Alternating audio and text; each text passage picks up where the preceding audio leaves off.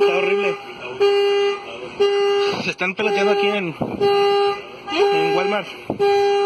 Madre mía, Dios mío, ayúdanos.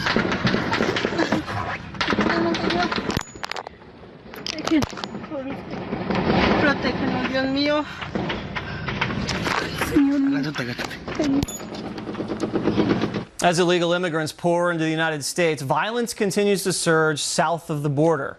The Mexican drug cartels are tightening their grip on the country, killing off more than 100 politicians alone in the run-up to Mexico's recent election. Cartels fighting to take over for captured drug lord El Chapo.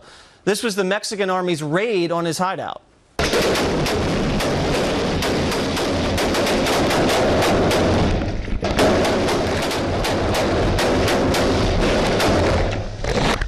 ¡Cúrate! Tenemos un herido.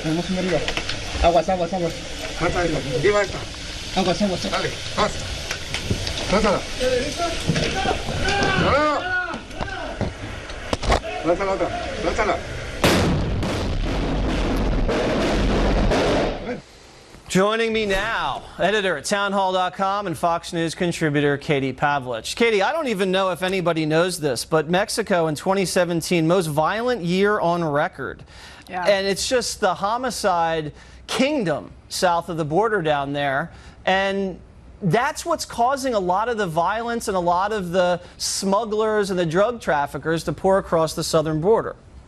Yeah, Jesse, I'm really glad that you're talking about this on your show, because Mexico and the crisis there with the homicides, and we're not just talking about, regular homicides. We're talking about heinous acts of violence like boiling people in acid while they're still alive, delivering the heads of police officers and police chiefs to police departments as a warning, hanging bodies from bridges in Mexico. These are things that are happening all of the time, and based on the numbers that you just talked about, it really is a crisis. And the first thing I want to point out is the video that you showed from El Chapo's lair, so to speak. Let's not forget that the Obama Justice Department trafficked a .50 caliber rifle that was found during the investigation of that lair and where he was hiding out after he was arrested. That's the first thing.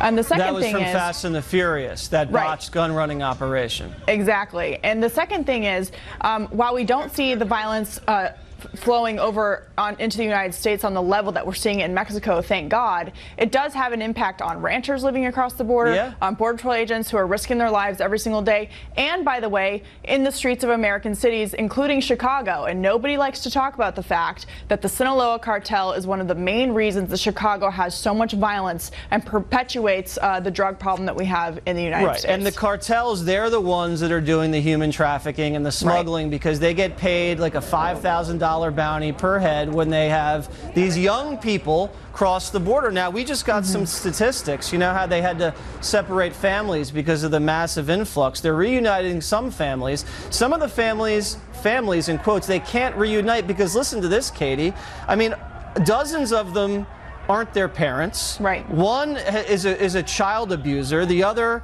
wanted to send the young person to a sexually abusive relative. Right. Some of them have criminal history, including child cruelty, murder, and human trafficking. These are the people that have been separated from these young Central and South American minors, and that's for that reason alone.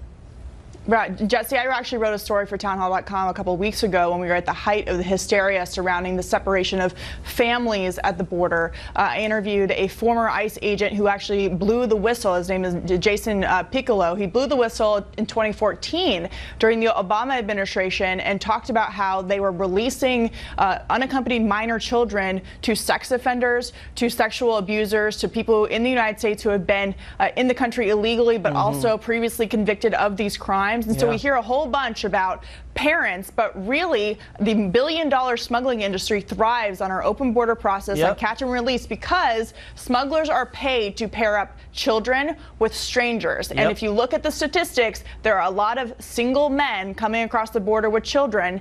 And you had Elizabeth Warren a week ago accusing the president of having to do DNA tests because he was ripping children from mother's arms. No, they're having to do DNA tests, which aren't always the best implication, by the way, that people are actually related to to their parents. Yeah, and Katie, they're doing that because they've been put with smugglers and into horrible trafficking situations, and I'm not sure why the left isn't concerned about that, considering it's such a massive. Well, they should be, because they're pro-children, and being open borders is being pro-cartel. They don't even realize that. Absolutely. You brought up ICE, and I quickly want to show this video.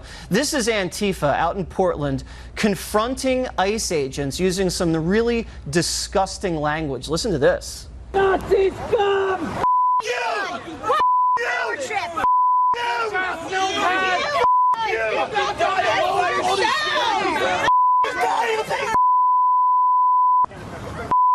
I will laugh on your grave! You are the You are one! Now, you can't even show the whole thing because they used the N-word when they were talking about the black ICE agent. Yeah. Unbelievable. And now this is going mainstream within the Democratic Party. They really want to abolish ICE in some level of that party, and it's just really despicable, if you ask me. Yeah, it's disgusting. You know, ICE agents are regular, everyday Americans who want to serve their country and they want to protect the communities that they are in. It would be interesting to see how people felt. I'm sure Antifa doesn't care because they are almost as bad as drug cartels, to be quite frank.